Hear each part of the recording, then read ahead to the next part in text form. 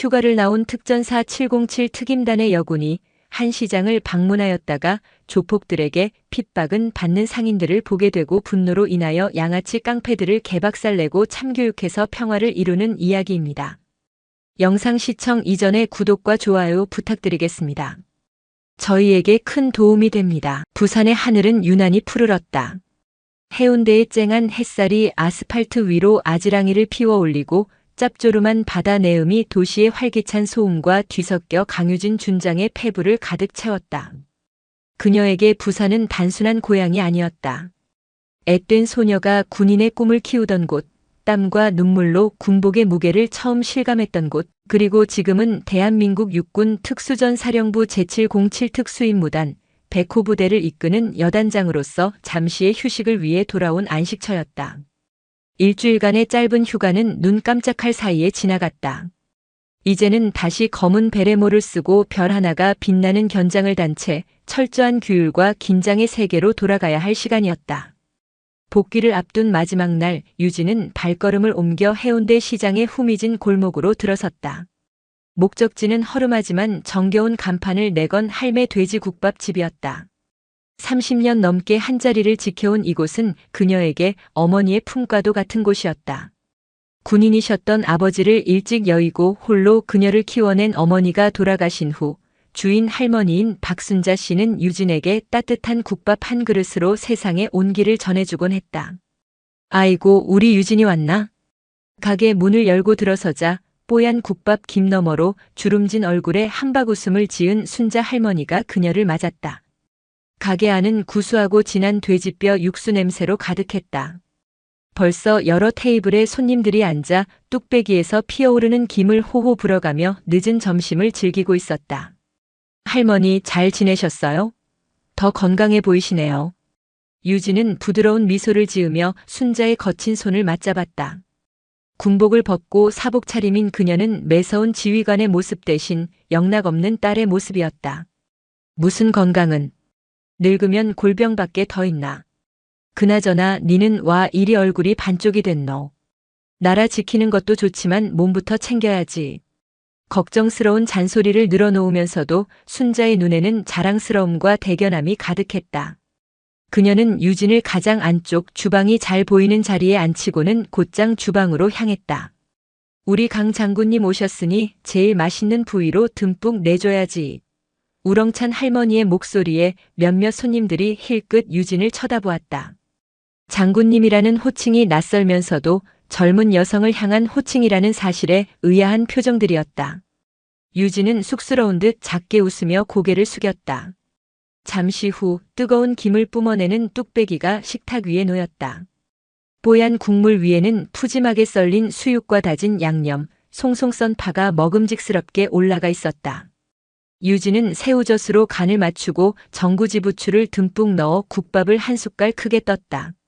변치 않은 깊고 진한 맛이 입안 가득 퍼지며 군 생활의 모든 긴장과 피로가 눈 녹듯 사라지는 기분이었다.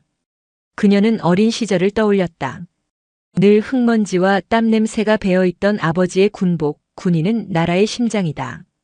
심장이 약하면 온몸이 병드는 법이라며 나직하게 을조리시던 목소리. 그리고 그 아버지가 불의의 사고로 세상을 떠나셨을 때 세상을 다 잃은 듯 슬퍼하던 자신을 붙잡고 국밥 한 그릇을 말아주시던 순자 할머니의 따뜻한 손길까지.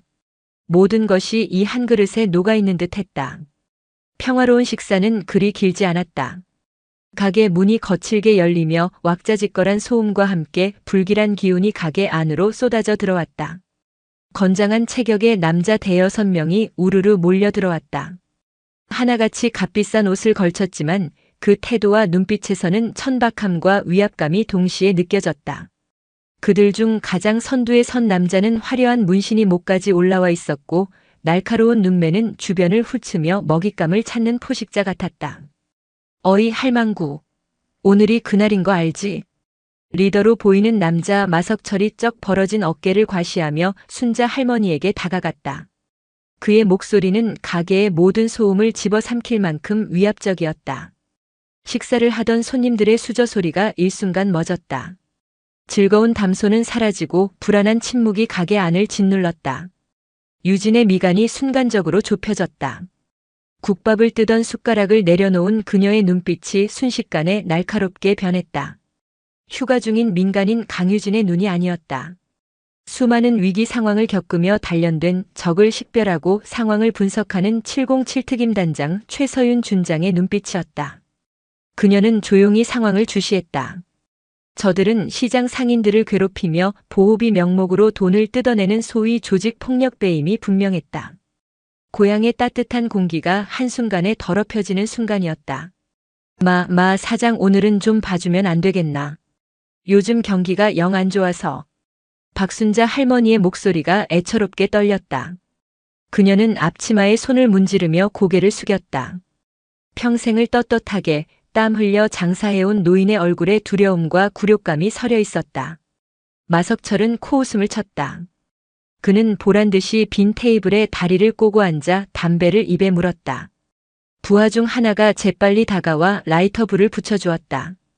금연구역이라는 팻말이 바로 옆에 붙어 있었지만 그들에게 법이나 규칙은 존재하지 않는 듯 했다. 할망구 장난하나. 경기가 안 좋아? 여긴 맨날 손님들로 바글바글 하더만. 우리가 시장 질서 지켜주고 다른 양아치들 못 오게 막아주는데 이 정도 성의는 보여야지. 안 그래? 마석철은 능글맞게 웃으며 주변을 둘러봤다. 겁에 질린 손님들은 그와 눈이 마주치자 황급히 고개를 숙여 국밥 그릇에 얼굴을 파묻었다. 몇몇은 아예 계산을 하고 조용히 가게를 빠져나가기 시작했다. 거대한 몸집의 부하들이 문 앞을 가로막고 서서 나가는 이들을 위협적인 눈초리로 훑쳤다. 완벽한 위력 과시였다. 지난달에도 겨우겨우 맞춰드렸자는가. 이번 달은 정말로 시끄럽고 돈 내놓으라고. 좋은 말로 할 때 마석철의 목소리가 높아지자 부하 하나가 거칠게 계산대로 다가가 돈통을 열려고 했다. 순자 할머니가 다급하게 달려가 그의 앞을 막아섰다. 이러지 말게. 이건 오늘 우리 손주 녀석 등록금 내줘야 할 돈이란 말일세. 아, 이 할망구가 진짜. 부하가 손을 번쩍 들어올리는 순간이었다. 잠깐. 고요했지만 얼음장처럼 차갑고 단호한 목소리가 가게의 모든 시선을 집중시켰다. 강유진이었다. 그녀는 조용히 자리에서 일어나 있었다.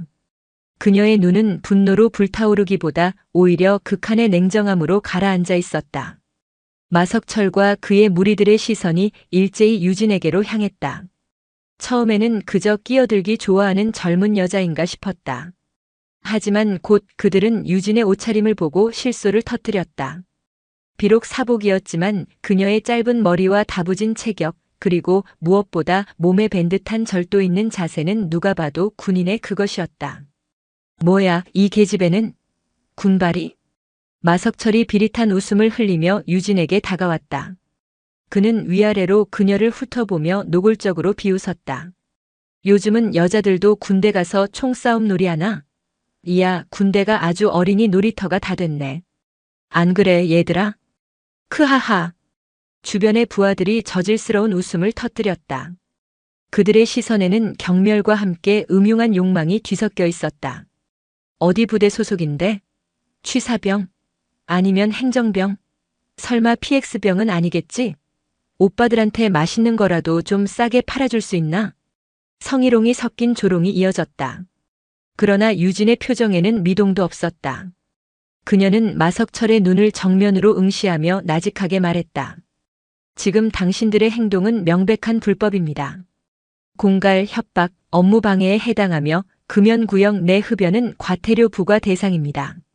그리고 유진의 목소리가 한 톤 더 낮아졌다. 제가 여자든 군인이든 그쪽 같은 불법 행위자들에게 모욕당할 이유는 없습니다. 지금 당장 가게에서 나가지 않으면 경찰에 신고하겠습니다. 그녀의 단호한 태도에 마석철의 웃음기가 사라졌다. 그는 유진의 턱끝까지 얼굴을 들이밀었다. 역한 담배 냄새와 값싼 향수 냄새가 확 끼쳐왔다. 신고? 하, 웃기네. 이 바닥 경찰들이 누군지 알고나 하는 소리야? 아가씨, 겁대가리를 상실했구나. 좋은 말로 할 때 끼어들지 말고 꺼져. 예쁜 얼굴 다치기 싫으면. 그때 마석철의 시선이 유진의 어깨에 넘어 벽에 걸린 낡은 흑백 사진에 닿았다. 먼지 쌓인 액자 속에는 젊은 시절의 순자 할머니와 늠름한 군복을 입은 한 남자, 그리고 그 남자 품에 안긴 어린 유진이 있었다. 마석철의 눈이 순간 가늘어졌다. 그는 사진 속의 남자 얼굴을 기억해내려는 듯 미간을 찌푸렸다. 강유진? 마석철이 나직하게 유진의 이름을 불렀다. 어떻게 자기 이름을 아는지 유진의 눈에 찰나의 경계심이 스쳤다. 내 아버지가 강 상사 맞지? 예전에 우리 구역에서 일하다 사고로 죽은. 유진의 심장이 쿵 하고 내려앉았다. 아버지의 죽음을 이런 쓰레기의 입에서 듣게 될 줄은 상상도 못했다. 아버지를 압니까? 알다마다. 아주 꼬장꼬장하고 정의로운 군발이었지. 우리 같은 사람들을 벌레 보듯 하다가 쯧쯧 험한 꼴 당했잖아. 마석철은 마치 안타깝다는 듯 혀를 찼지만 그의 눈은 비웃고 있었다. 아버지의 죽음이 단순한 사고가 아닐 수도 있다는 암시였다. 유진의 가슴 속에서 무언가 뜨거운 것이 치밀어 올랐다. 아버지에 대한 모욕은 유진의 마지막 인내심을 끊어놓기에 충분했다. 하지만 그녀는 감정을 폭발시키는 대신 오히려 더 깊고 차가운 이성 속으로 자신을 가라앉혔다. 특수부대 지휘관으로서 수없이 겪었던 극한 상황은 그녀에게 분노를 통제하고 그것을 가장 효율적인 에너지로 전환하는 법을 가르쳐 주었다. 내 아버지를 당신 같은 사람이 입에 올릴 자격은 없습니다. 유진의 목소리는 조용했지만 그 안에 담긴 무게감은 가게 안의 공기를 얼어붙게 만들었다.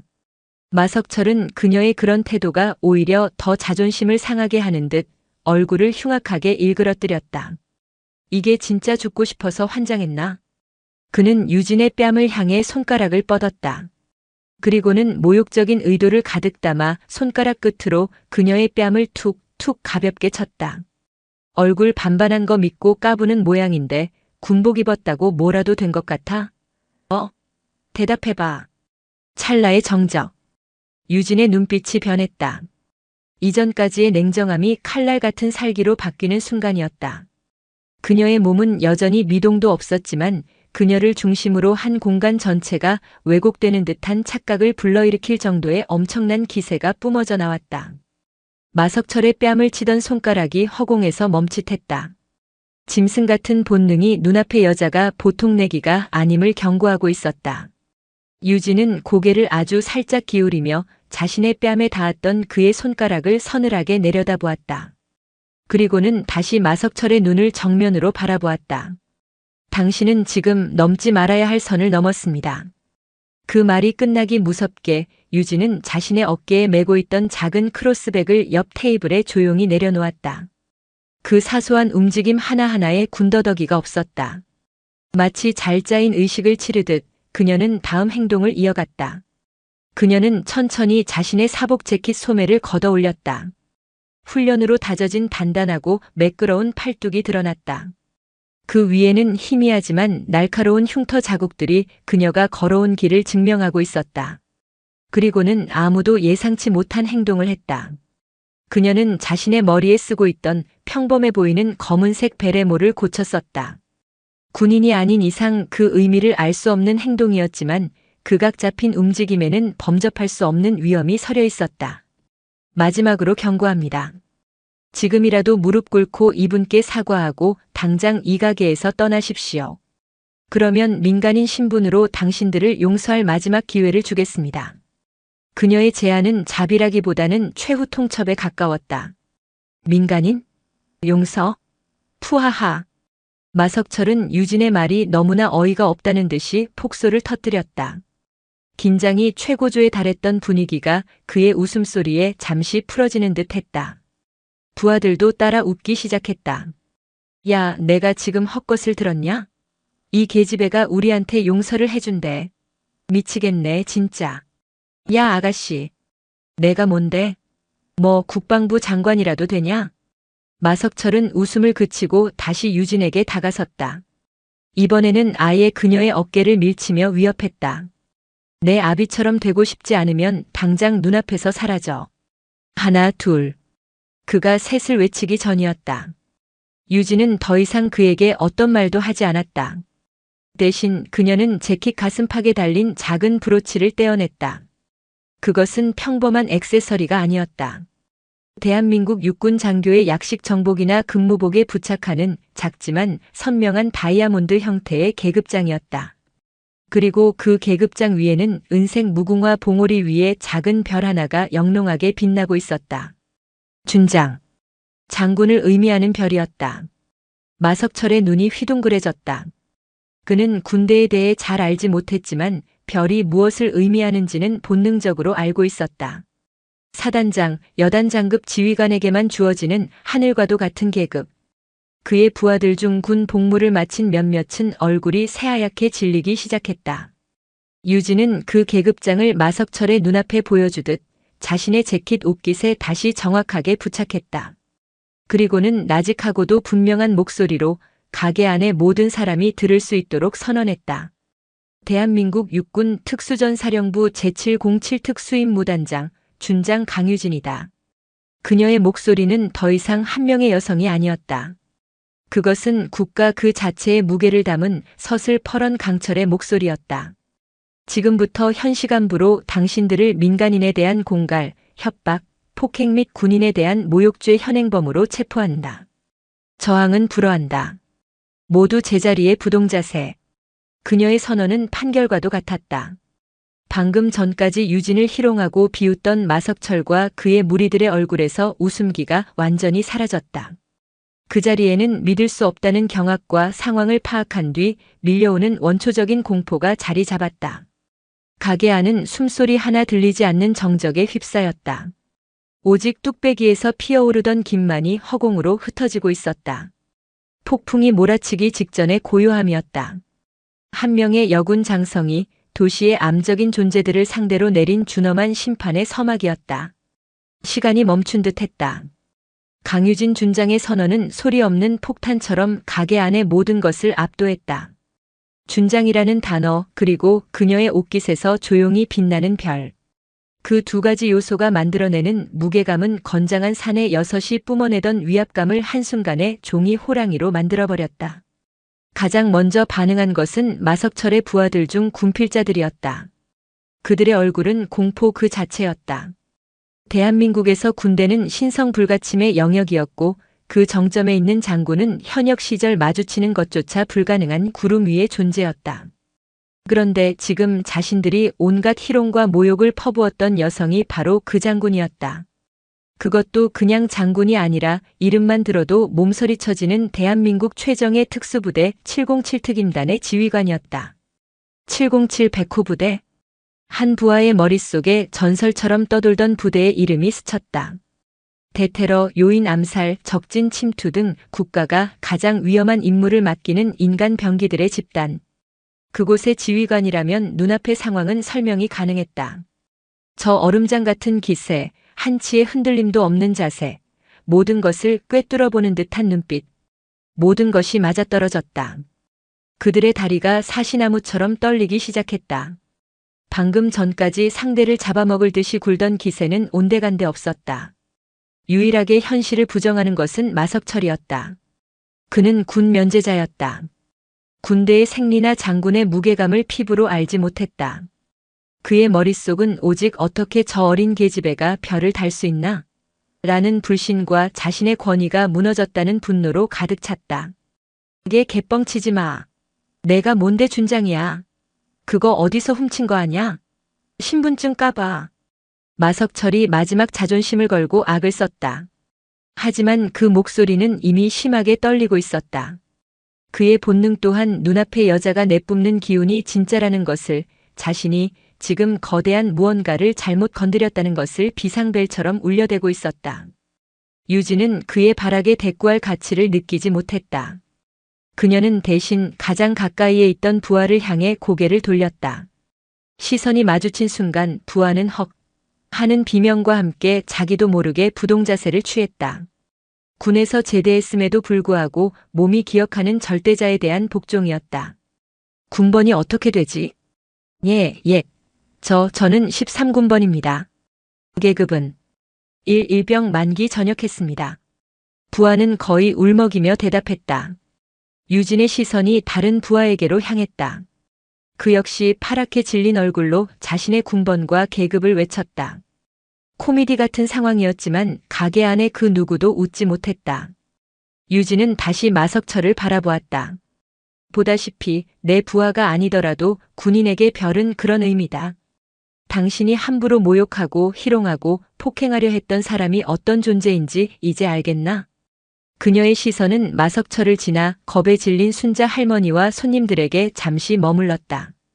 그들의 눈에 떠오른 안도감과 경외감을 확인한 그녀는 다시 마석철에게로 시선을 고정했다. 마지막 기회는 사라졌다. 이제 남은 것은 공권력 집행뿐이다. 바로 그 순간이었다. 이성을 잃은 마석철이 품 안에서 무언가를 꺼내들었다. 번쩍이는 은색의 접이식 칼이었다. 시발 별이고 나발이고 여기서 널 조져버리면 그만이야. 그가 칼을 펼쳐들고 유진에게 달려드는 순간 가게 안에서는 비명이 터져나왔다. 순자 할머니는 안 돼. 라고 외치며 눈을 질끈 감았다. 하지만 유진은 놀라지도 피하지도 않았다. 오히려 그녀의 입가에 희미한 그러나 지독히도 차가운 미소가 번졌다. 마치 사냥감이 스스로 함정 속으로 뛰어들어 준 것을 환영하는 사냥꾼의 미소였다. 흉기 사용, 특수폭행 및 특수협박죄 추가. 그녀가 나직하게 읊조리는 목소리와 함께 그녀의 몸이 앞으로 튕겨나갔다. 그것은 회피가 아닌 전진이었다. 폭풍의 눈으로 걸어 들어가는 백호의 첫걸음이었다. 마석철이 휘두른 칼날은 허공을 날카롭게 갈랐다. 인간의 반응 속도를 넘어선 움직임이었다. 유진은 달려드는 그의 측면으로 파고들며 오른팔을 뻗어 칼을 쥔 그의 손목을 낚아챘다. 그녀의 손가락이 마치 강철 갈퀴처럼 그의 손목 신경 다발을 정확하게 움켜쥐었다. 크악! 마석철의 입에서 비명이 터져나왔다. 손목 전체에 전기가 흐르는 듯한 격통에 소나기 힘이 풀리며 땡그랑 소리와 함께 칼이 바닥으로 떨어졌다. 1초도 되지 않는 순간에 벌어진 일이었다. 유진의 동작은 멈추지 않았다. 그녀는 마석철의 손목을 꺾어 비틀며 그의 등 뒤로 접근했다. 동시에 그녀의 무릎이 그의 오금 안쪽을 강하게 걷어찼다. 인체의 급소를 정확하게 가격하는 707 특임단의 근접 전투술 CQC였다. 마석철의 거대한 몸이 균형을 잃고 앞으로 고꾸라졌다. 유진은 그의 목덜미를 내리눌러 바닥에 처박았다. 쿵 하는 둔탁한 소리와 함께 방금 전까지 기세등등하던 조폭 두목이 식당 바닥에 얼굴을 받고 처참하게 널브러졌다. 마마 사장님. 이성을 잃은 부하 2명이 동시에 유진에게 달려들었다. 한 명은 주먹을, 다른 한 명은 의자를 집어들었다. 그것은 훈련된 전투가 아닌 막싸움에 불과했다. 유진은 마석철을 제압한 자세 그대로 상체만 틀어 그들을 맞았다. 의자를 들고 달려들던 남자의 복부를 향해 정확하게 발차기를 꽂아 넣었다. 과격한 움직임이 아니었다. 간결하고 절도 있으며 파괴적인 발차기였다. 컥! 소리와 함께 남자는 의자를 놓치고 그대로 뒤로 나가떨어졌다. 동시에 주먹을 날리며 파고든 다른 남자의 공격은 팔꿈치로 가볍게 쳐내며 흘려보냈다. 그리고는 상대의 팔을 잡아 지렛대 삼아 몸을 회전시키며 그의 어깨 관절을 반대 방향으로 꺾어버렸다. 뚜둑하는 불길한 소리와 함께 남자의 팔이 탈골되었다. 비명조차 지르지 못하고 그는 고통 속에 바닥을 뒹굴었다. 남은 3명의 부하들은 얼어붙었다. 눈앞에서 벌어진 광경을 도저히 믿을 수 없었다. 그것은 싸움이 아니었다. 일방적인 제압이자 사냥이었다. 눈앞의 여성은 인간이 아니라 잘 훈련된 맹수 그 자체였다. 도망쳐. 누군가 외쳤고 남은 부하들은 출입구를 향해 내뺐다. 하지만 유진은 그들을 놓아줄 생각이 없었다. 그녀는 바닥에 떨어진 뚝배기 그릇에서 흘러나온 국물을 발로 툭 찼다. 미끄러운 국물이 바닥에 퍼지며 도망치던 부하들이 연달아 미끄러져 우스꽝스럽게 넘어졌다. 유진은 넘어진 그들에게 순식간에 다가가 한 명은 목 뒤 경동맥을 가볍게 눌러 의식을 잃게 하고 다른 한 명은 손목과 발목 관절을 제압해 움직임을 완벽하게 봉쇄했다. 불과 2분도 채 되지 않는 시간. 6명의 건장한 조폭 무리가 한 사람의 손에 의해 완벽하게 무력화되었다. 가게 안은 깨진 그릇과 나뒹구는 조폭들, 그리고 그 중심에 선 유진의 모습만이 남아 있었다. 그녀는 흐트러짐 하나 없는 자세로 서서 거친 숨 한 번 내쉬지 않았다. 마치 가벼운 아침 체조라도 마친 듯한 모습이었다. 가게 안의 손님들과 순자 할머니는 입을 벌린 채 그 광경을 멍하니 바라보고 있었다. 두려움은 사라지고 그 자리를 경이로움과 압도적인 존경심이 채우고 있었다. 저 가녀려 보이는 여성의 몸 어디에서 저런 힘과 기술이 나오는 것일까? 그녀의 어깨에 빛나는 별 하나가 이제야 그 존재 이유를 증명하는 듯 했다. 유진은 바닥에 쓰러진 마석철에게 다가가 그의 허리띠를 풀어내 그의 두 손을 등 뒤로 묶었다. 그리고는 자신의 휴대폰을 꺼내 일일이 버튼을 눌렀다. 안녕하십니까? 육군 준장 강유진입니다. 현재 부산 해운대 시장 내 할매 돼지국밥 식당에서 다수의 조폭이 민간인을 상대로 공갈, 협박 및 흉기 난동을 벌이는 것을 제압했습니다. 즉시 순찰차 출동 바랍니다. 반복합니다. 현행범 전원 제압 완료. 경찰력 지원 바랍니다. 그녀의 신고는 보고와도 같았다. 침착하고 간결하며 모든 상황이 종료되었음을 알리는 승전보였다. 삐뽀삐뽀. 요란한 사이렌 소리가 골목을 가득 채우며 잠시 후 경찰관 2명이 긴장한 얼굴로 식당 문을 열고 들어왔다. 그들은 눈앞에 펼쳐진 광경에 순간 말을 잃었다. 건장한 남자들이 여기저기 쓰러져 신음하고 있었고 그 중심에는 한 여성이 태연하게 서 있었다. 아수라장 속의 고요함 그 자체였다. 누가 신고하셨습니까? 젊은 순경이 더듬거리며 물었다. 유진은 그에게 다가가 자신의 공무원증을 보여주었다. 육군 준장 강유진. 계급과 이름 그리고 선명한 증명사진을 확인한 순경의 눈이 휘둥그레졌다. 옆에 있던 나이든 경사 역시 믿을 수 없다는 표정으로 유진과 널브러진 조폭들을 번갈아 쳐다보았다. 제가 신고했습니다. 저들은 해운대 상업화 소속으로 추정되는 조직폭력배들입니다.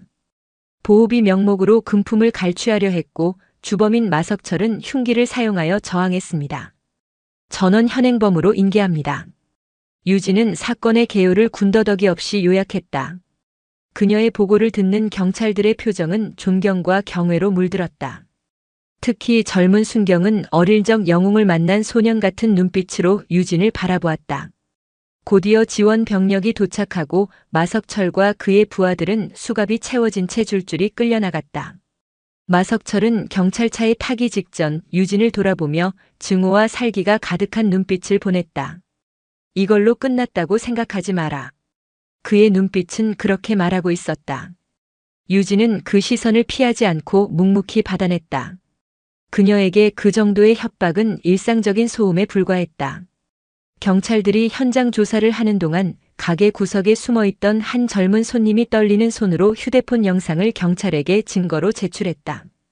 영상에는 유진이 조폭들과 대치하는 순간부터 그녀의 신분을 밝히고 순식간에 그들을 제압하는 모든 과정이 고스란히 담겨 있었다.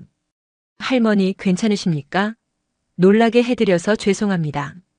모든 상황이 정리되자 유진은 순자 할머니에게 다가가 그녀의 손을 잡았다. 그제야 정신을 차린 순자 할머니는 유진을 와락 껴안았다. 아이고 유진아. 내가 아니었으면 이 늙은이 오늘 어찌 될 뻔했노. 고맙다 정말 고맙다. 할머니의 눈에서 뜨거운 눈물이 쏟아졌다. 유진은 괜찮다는 듯 그녀의 등을 가만히 토닥여 주었다. 방금 전수라장을 만들었던 냉혹한 군인의 모습은 온데간데 없고 따뜻한 손녀의 모습만이 남아 있었다. 유진은 경찰에게 간단한 진술서를 작성해 준 뒤 조용히 가게를 나섰다. 이미 식당 밖은 소문을 듣고 몰려든 시장 상인들과 구경꾼들로 인산인해를 이루고 있었다. 그들은 유진을 향해 박수를 보내고 환호성을 질렀다. 여장군님 만세. 우리 시장을 구해주셨다. 유진은 쏟아지는 시선이 어색한 듯 고개를 살짝 숙이고 인파를 빠져나왔다. 그녀는 영웅이 되는 것보다 자신의 임무를 완수하는 것이 더 익숙한 사람이었다. 복잡한 시장 골목을 벗어나 한적한 곳에 이른 그녀는 다시 휴대폰을 꺼냈다. 이번에는 112가 아니었다. 보안이 유지되는 특수전사령부 직통 회선이었다. 잠시 후 수화기 너머로 익숙한 목소리가 들려왔다. 통신보안. 특전사령관입니다. 별 3개의 사령관, 그녀의 직속 상관이었다. 충성. 보고합니다. 제707 특수임 무단장 준장 강유진 휴가 복귀 전 민간인 대상 폭력 사건에 개입 현행범 6명을 제압하여 경찰에 인계했습니다. 본의 아니게 무리를 일으킨 점 송구스럽습니다. 그녀는 자신의 영웅적인 행동을 무리라고 표현했다. 수화기 너머에서 잠시 침묵이 흘렀다. 곧이어 사령관의 낮고 굵은 웃음소리가 들려왔다. 강 준장, 그게 왜 무리인가? 그게 바로 우리 특전사의 존재 이유지. 잘했네. 아주 잘했어. 조심히 복귀하게.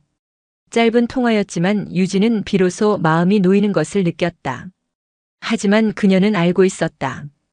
이 사건은 여기서 끝나지 않을 것이라는 것을. 한 손님이 찍은 동영상, 수많은 목격자들, 그리고 조폭 두목의 증오 어린 눈빛.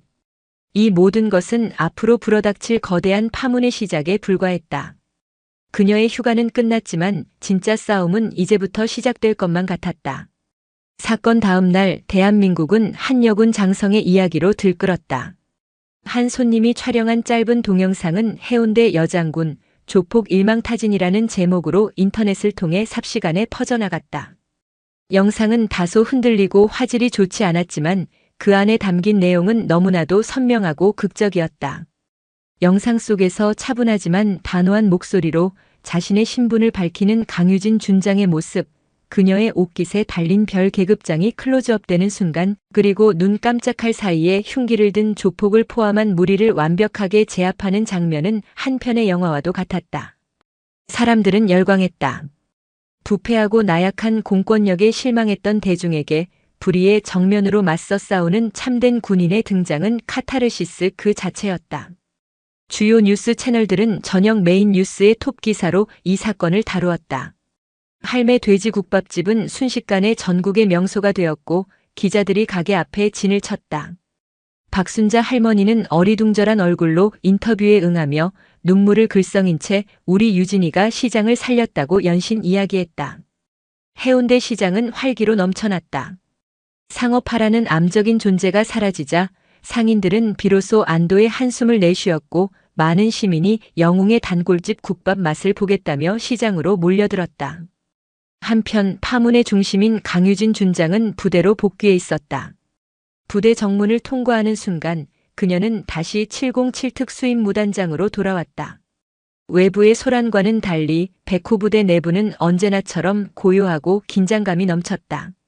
단장님께 대하여 경례, 충성. 복도를 지나는 부대원들은 이전보다 더욱 굳건하고 존경심 가득한 눈빛으로 그녀에게 경례했다. 그들은 뉴스를 통해 자신들의 지휘관이 어떤 인물인지 다시 한번 똑똑히 확인했다. 그녀가 평소 훈련장에서 강조하던 강인한 정신력과 압도적인 전투 기술이 단순한 구호가 아님을 실전에서 증명해 보인 것이다. 고생 많으셨습니다. 유진의 곁을 지키는 최측근 부사관, 원사 계급의 김철규 주임원사가 깍듯하게 인사하며 보고서를 내밀었다. 그는 20년 넘게 특전사에 몸담은 베테랑으로 유진의 부친과도 인연이 있는 인물이었다. 소란 피워서 미안하네, 김원사. 송구한 말씀이십니다. 단장님께서는 군인의 본분을 다하셨을 뿐입니다. 부대원들 모두가 단장님을 자랑스러워하고 있습니다. 김원사의 말에 유진은 희미하게 미소 지었지만 이내 표정을 가다듬었다. 영웅 노름은 여기까지다. 훈련에 차질 없도록 하고 부대원들 군기 이완되지 않도록 각별히 신경 쓰도록 명심하겠습니다. 그녀는 자신에게 쏟아지는 스포트라이트가 불편했다. 영웅이라는 칭호도 대중의 열광도 그녀에게는 낯선 옷과 같았다. 그녀의 본질은 군인이었고 그녀의 자리는 훈련장에서 땀 흘리는 부대원들 곁이었다. 하지만 그녀는 알지 못했다. 그녀가 잠재운 폭풍의 불씨가 보이지 않는 곳에서 다시금 독을 품고 타오르기 시작했다는 것을.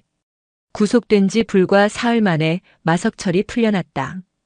유능한 변호사는 유진이 군인 신분으로 민간인에게 과도한 물리력을 행사했다고 주장했고 흉기 사용 역시 정당방위였다는 궤변을 늘어놓았다. 겁에 질린 목격자들은 증언을 번복했고 명백했던 증거들은 교묘하게 오염되었다. 결국 그는 증거 불충분으로 풀려나고 말았다. 법은 때로 정의가 아닌 기술의 편이었다.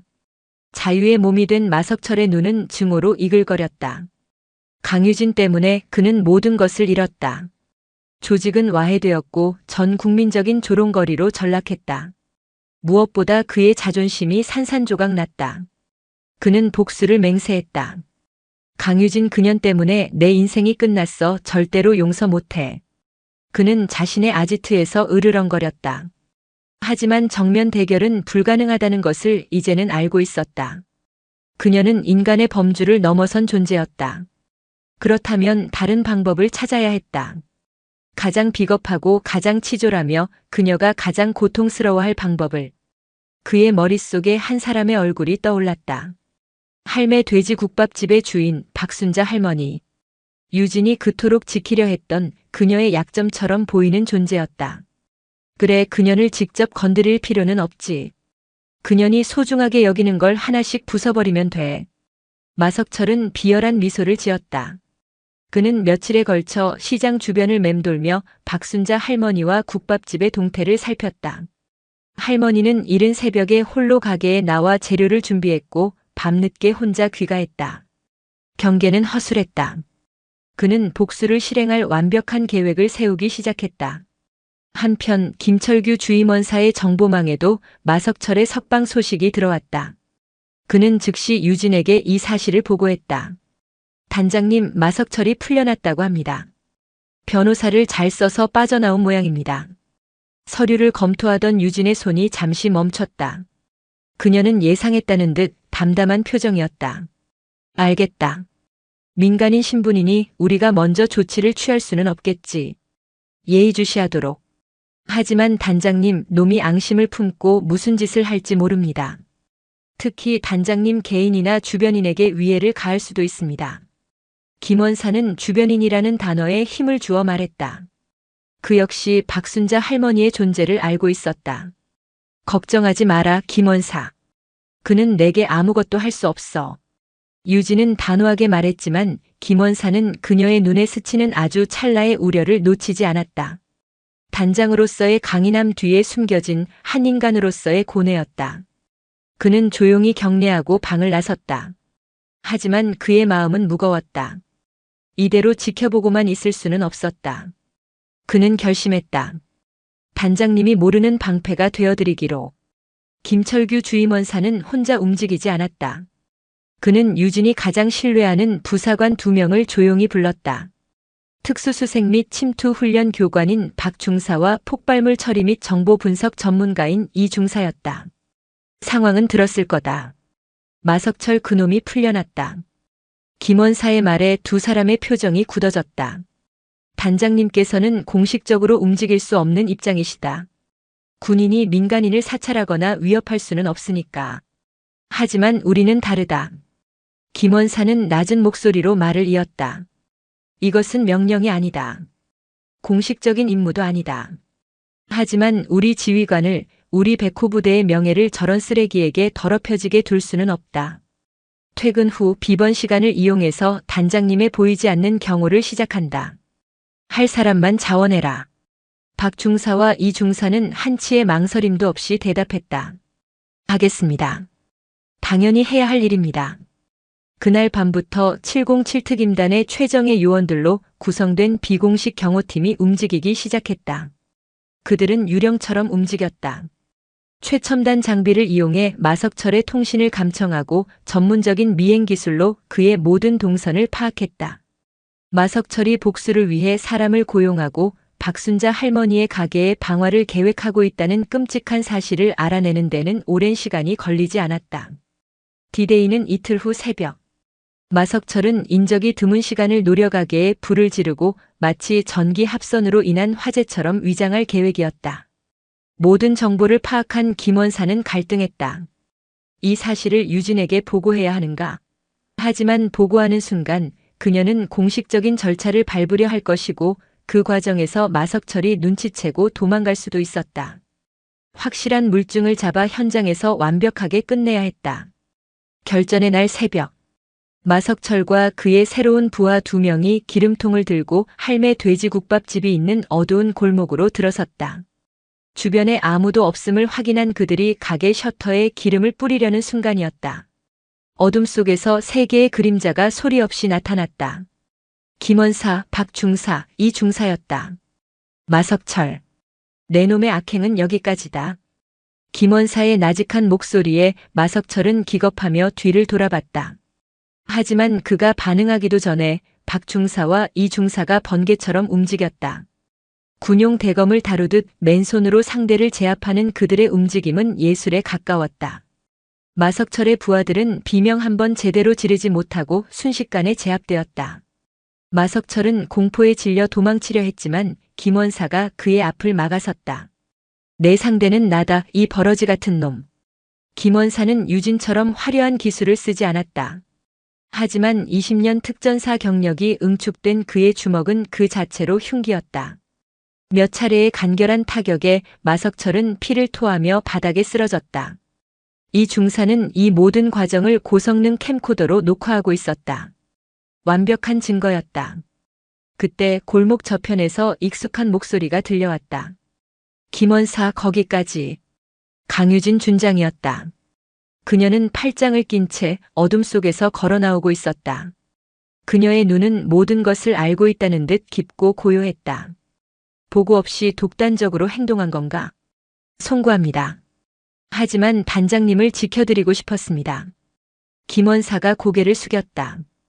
유진은 그에게 다가가 그의 어깨를 툭 쳤다. 고맙다. 하지만 마무리는 지휘관이 하는 거다. 그녀는 쓰러진 마석철에게 다가가 그의 멱살을 잡아 일으켰다. 그리고는 그의 귓가에 얼음 같은 목소리로 속삭였다. 내가 말했지. 나한테는 아무것도 할 수 없을 거라고. 하지만 넌 선을 넘었어. 내 사람을 건드리려 했으니까. 유진은 미리 신고를 받고 출동 대기 중이던 경찰에게 직접 전화를 걸었다. 이제 마석철은 빼도 박도 못하는 현행범이었다. 비공식적인 방패의 활약과 지휘관의 마지막 결단이 완벽한 조화를 이루는 순간이었다. 마석철은 방화미수, 공동상해, 보복 범죄 등의 혐의가 추가되어 현장에서 체포되었다. 김원사 일행이 확보한 영상 증거는 너무나도 명백해서 이번에는 그 어떤 변호사도 그를 구해낼 수 없었다.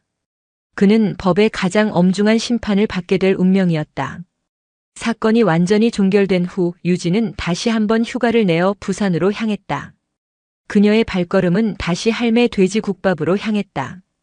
가게는 이전보다 훨씬 더 활기가 넘쳤다. 벽에는 우리들의 영웅, 강유진 장군님이라는 문구와 함께 그녀의 사진이 걸려 있었다. 유진이 가게에 들어서자 순자 할머니와 손님들 그리고 소식을 듣고 달려온 시장 상인들이 모두 일어나 우레와 같은 박수를 보냈다. 고맙습니다, 장군님. 정말 고맙습니다. 장군님 덕분에 우리가 2발 뻗고 잡니다. 진심 어린 감사 인사가 파도처럼 밀려왔다. 유진은 쑥스러운 미소를 지으며 연신 고개를 숙였다. 순자 할머니는 말없이 그녀의 손을 잡고 뜨끈한 국밥 한 그릇을 내어주었다. 그 국밥은 그 어떤 진수성찬보다도 따뜻하고 깊은 맛을 냈다. 그날 저녁 유진은 해운대 바닷가를 조용히 거닐었다. 파도 소리가 그녀의 마음을 차분하게 어루만져 주었다. 김원사와 그의 팀원들이 아니었다면 아찔한 상황이 벌어졌을지도 모른다. 그녀는 진정한 힘이 혼자만의 것이 아님을 다시 한번 깨달았다. 신뢰하는 동료, 지켜야 할 사람들, 그리고 그들을 위해 행동하려는 굳은 의지. 그 모든 것이 합쳐질 때 비로소 완성되는 것임을. 그녀는 노을 지는 수평선을 바라보며 나직하게 은조렸다. 진정한 강함은 계급이나 직책에서 나오는 것이 아니다. 그것은 불의에 눈 감지 않겠다는 단단한 결심과 소중한 것을 지키기 위해 기꺼이 손을 내미는 용기에서 비롯된다. 그리고 그 작은 용기들이 모일 때 비로소 세상을 바꾸는 진짜 힘이 되는 것이다. 아버지의 가르침은 말이 아닌 행동으로 보여주는 것이었고 그녀는 오늘 그 가르침을 온몸으로 실천했다. 별 하나를 어깨에 진 여군 장성의 정의로운 행동은 부산의 작은 시장을 넘어 많은 이들의 가슴 속의 희망의 불씨로 영원히 기억될 것이었다. 그녀의 군복은 단순한 옷이 아니라 그녀가 짊어진 정의의 무게이자 약속이었다. 파도 소리가 그녀의 독백에 화답하듯 더욱 힘차게 해변을 쓸어내리고 있었다. 오늘도 시청해주셔서 감사합니다. 영상이 즐거우셨다면 구독과 좋아요 부탁드리겠습니다.